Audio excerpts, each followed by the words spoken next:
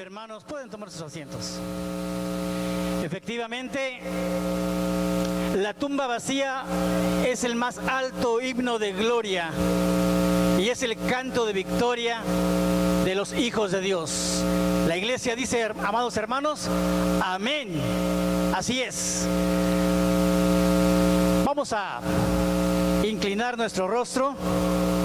Vamos a ir en oración a nuestro Padre Celestial, porque nuestros oídos deben estar prestos para escuchar la palabra.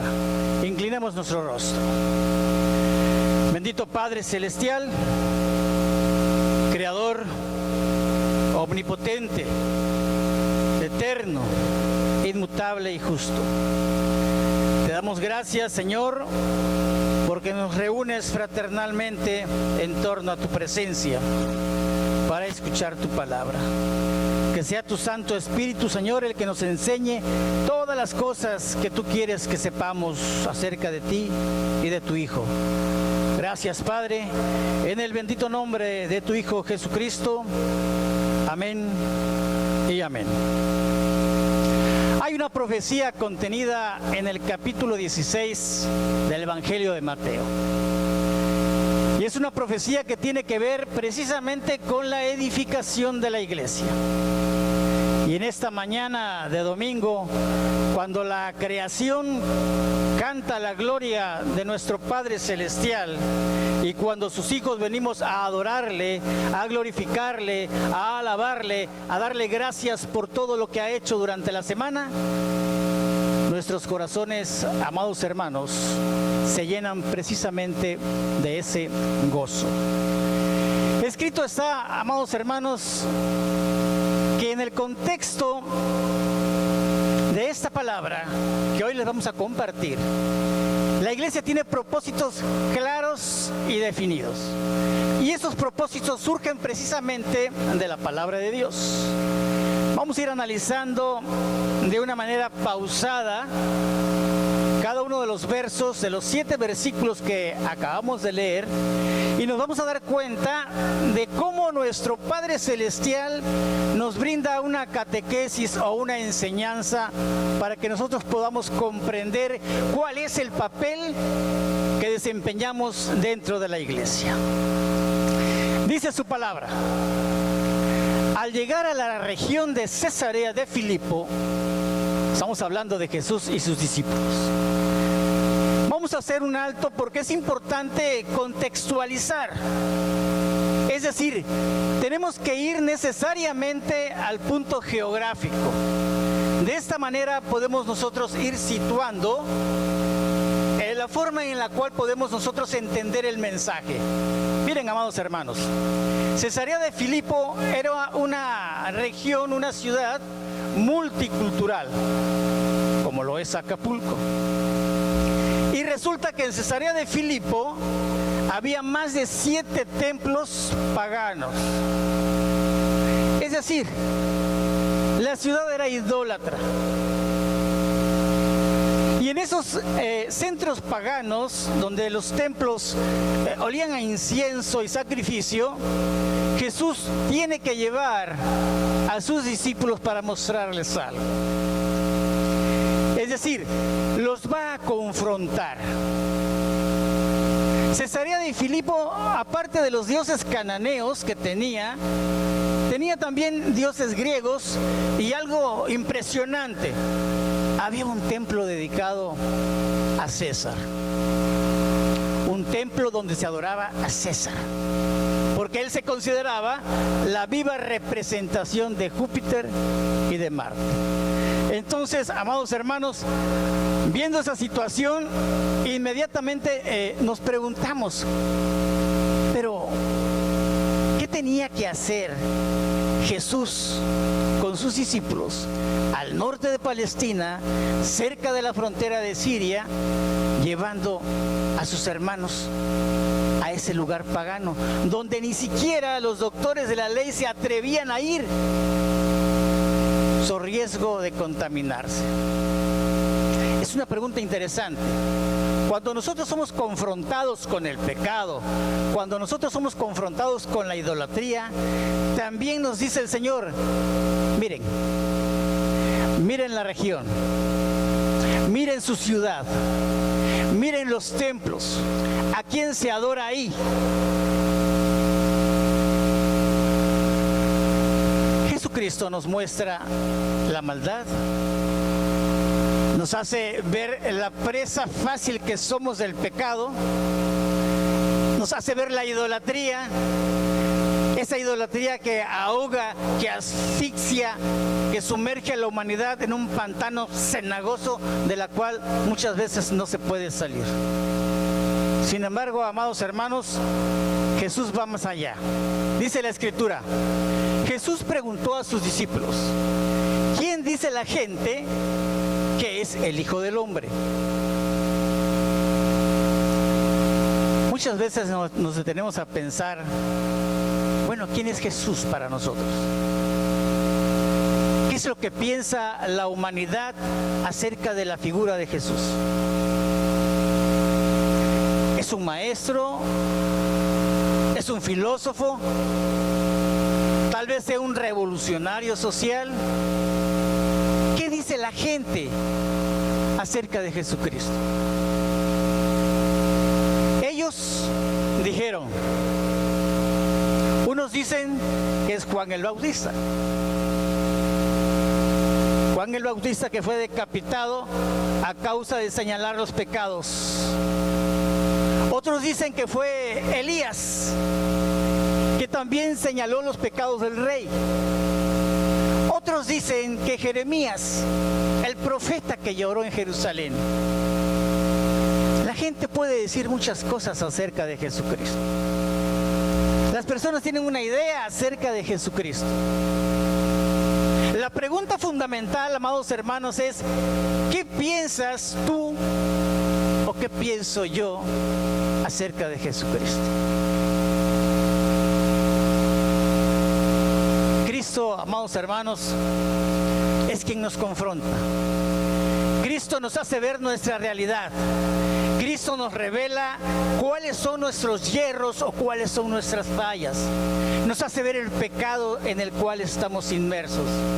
Y la misma iniquidad que después del arrepentimiento, Él borra, Él quita, se olvida.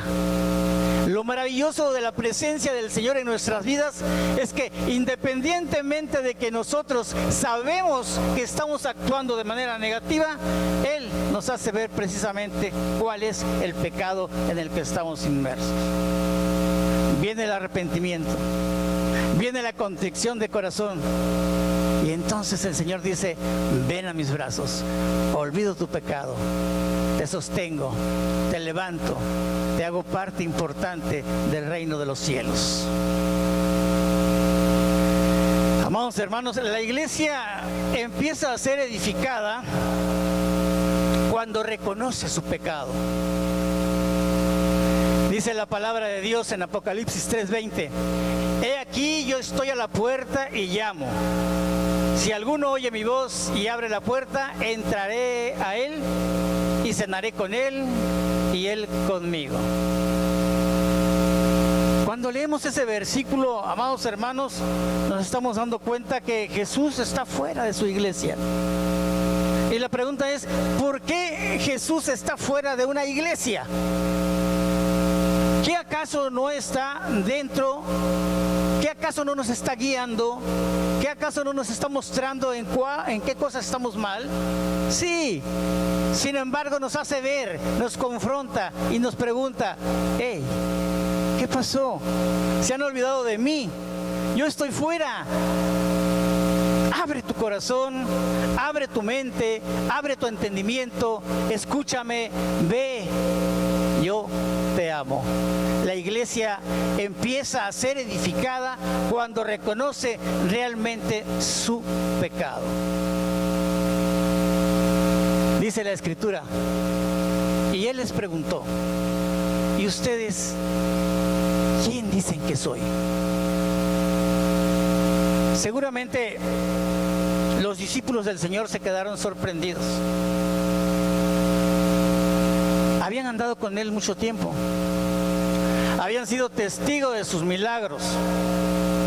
Sabían la persona que era el Señor. Pero la pregunta iba más allá. Trascendía en el momento, en el tiempo y en el espacio. Él quería saber profundamente qué pensaban, cuál era el sentimiento emanado de su corazón. El Señor sabía perfectamente lo que sucedía, pero quería escucharlos, así como quiere escucharnos a nosotros, así como Él quiere tener una comunión con nosotros. Así, de esa manera, Él les pregunta a sus discípulos: ¿y ustedes qué dicen? ¿Quién dicen que soy yo? Jesús se dirige a su iglesia. Jesús se dirige a ti, se dirige a mí y me pregunta: Damián, Irene, Sofía, ¿quién soy para ti? ¿Has andado conmigo? ¿Te he discipulado? ¿Has leído mi palabra? ¿Has escuchado las predicaciones? Debes tener ya una respuesta certera. ¿Quién soy para ti? La palabra continúa dando una enseñanza a los discípulos. Simón Pedro respondió: tú eres el Cristo, el Hijo del Dios viviente. Cuando analizamos el versículo, amados hermanos, nos estamos dando cuenta inmediatamente del poder del Espíritu Santo, de la obra del Espíritu Santo. El Espíritu Santo que actúa en cada uno de nosotros. El Espíritu Santo que nos hace ver las cosas con la realidad de la cual nosotros muchas veces ni nos percatamos.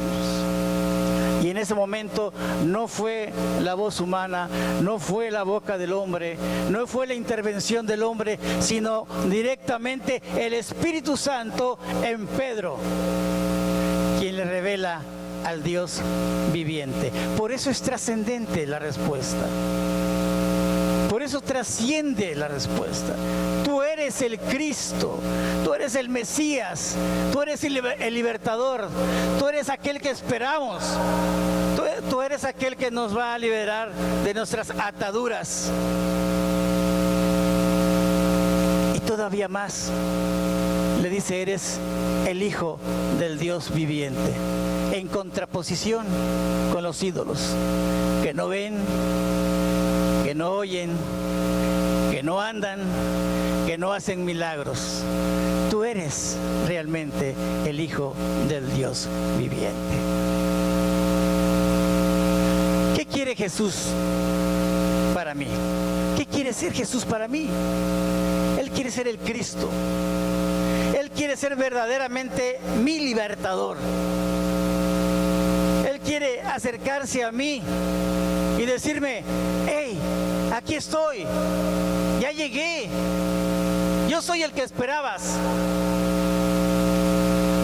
Él quiere ser mi Dios, mi consolador, mi amigo, mi hermano, aquel que me levanta cuando estoy caído, aquel que me sustenta cuando estoy desesperado, aquel que me da un consejo cuando tengo problemas que no puedo resolver, aquel que me levanta cuando estoy abatido, sufriendo por los problemas laborales, matrimoniales, filiales, de toda índole.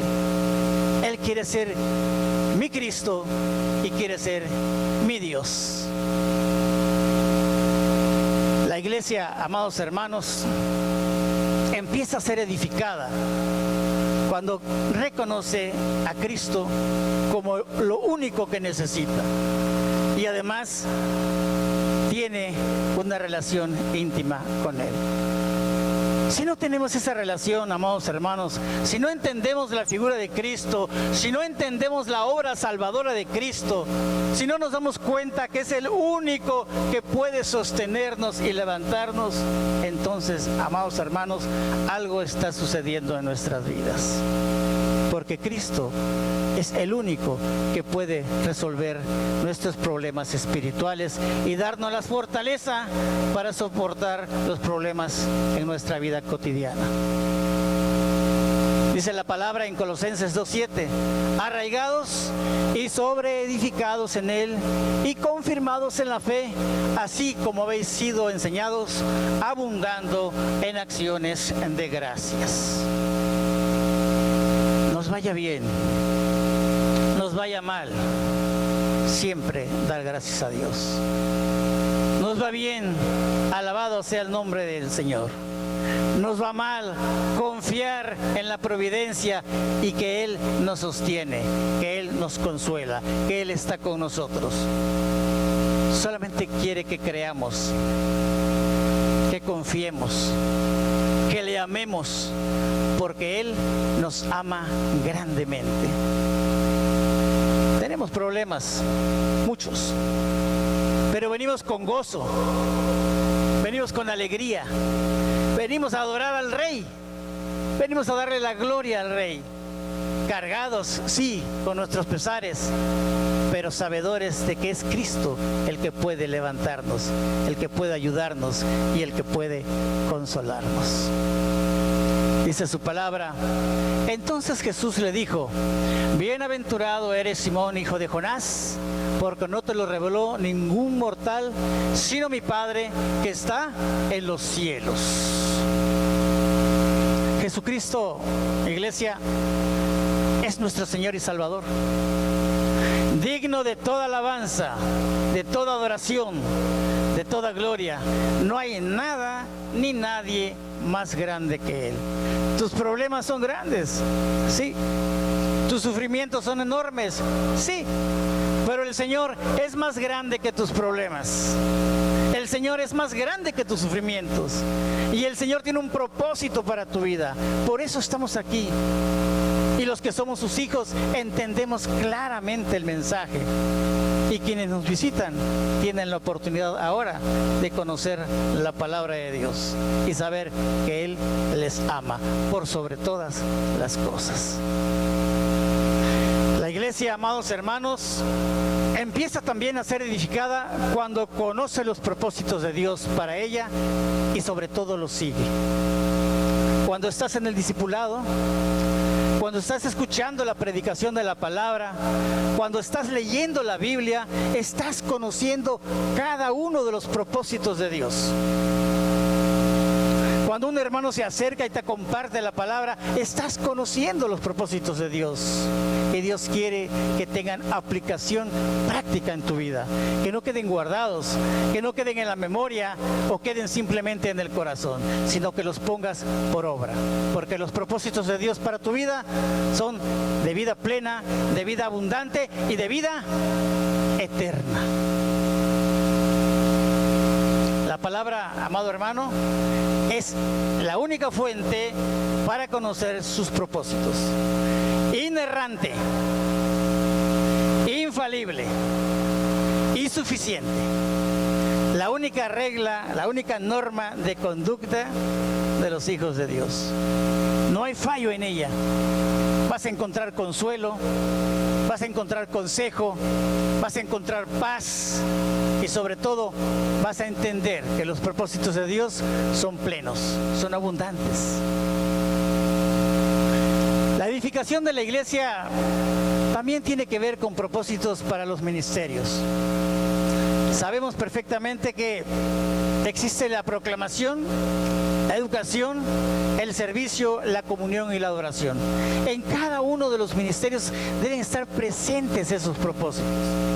No hay un solo ministerio que no los tome en cuenta. De esta manera, la edificación de la iglesia se está viendo porque está fructificando. Hermanos, si una iglesia no discipula, está muriendo. Si una iglesia no comparte la palabra, está muriendo. Si una iglesia no obedece los propósitos de Dios, está muriendo.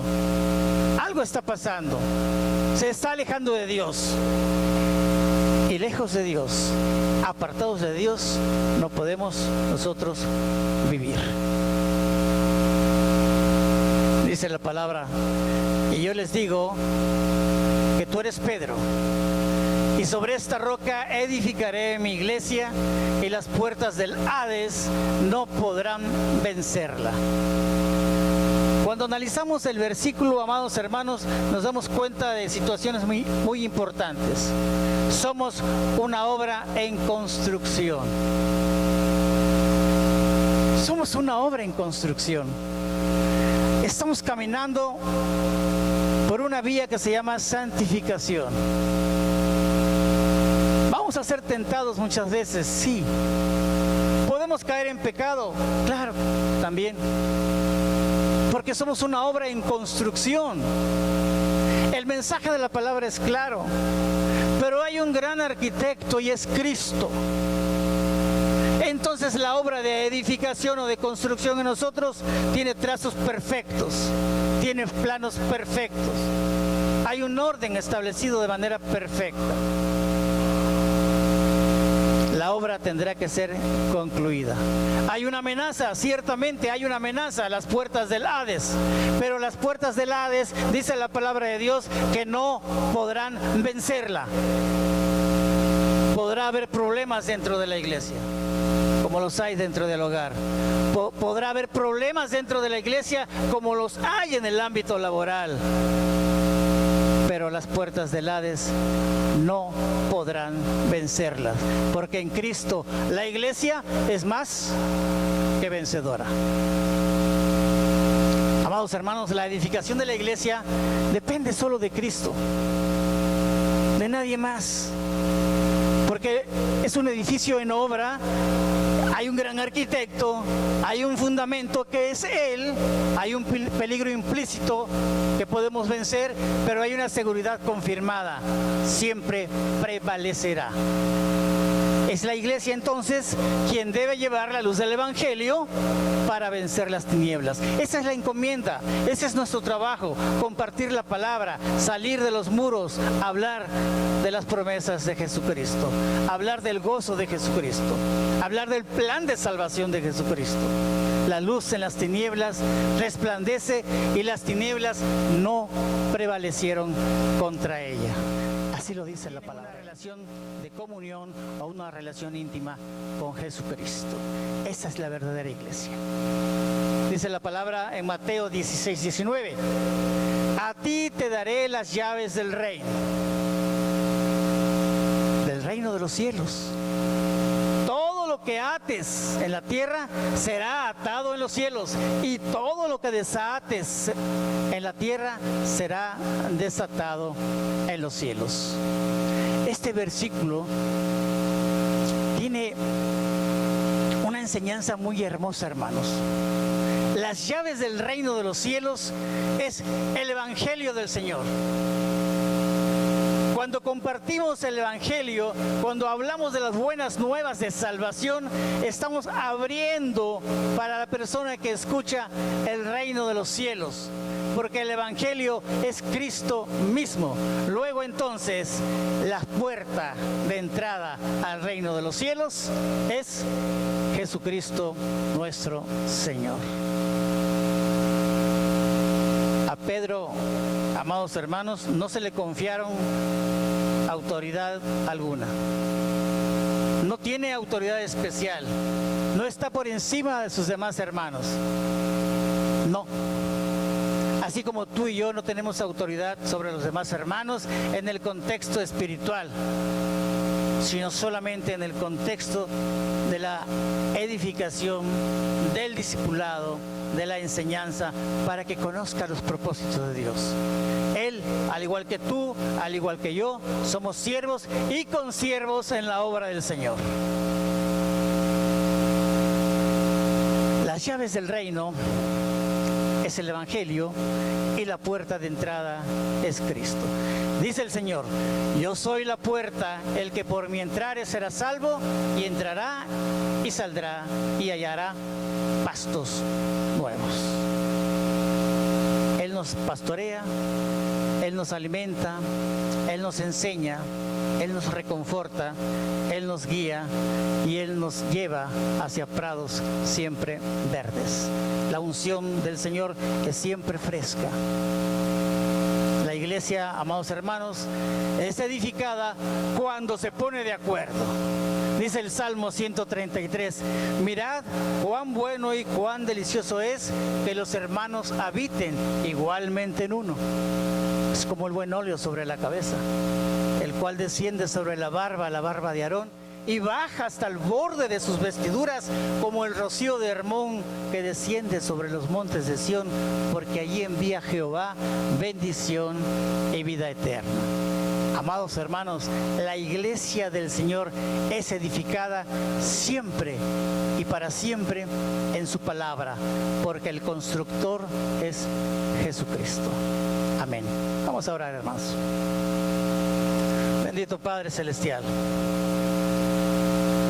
gracias en esta mañana que nos das la oportunidad, Señor, de escuchar tu palabra, de entender que tú eres quien edificas la iglesia, de comprender, Señor, que tienes propósitos especiales para tu iglesia,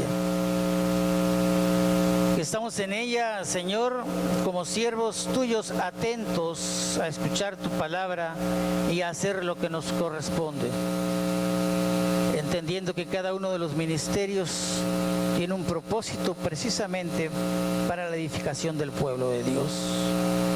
Que sea siempre tu Santo Espíritu el que nos muestre el camino correcto, el que nos fortalezca, el que nos dé la paz interior, Señor.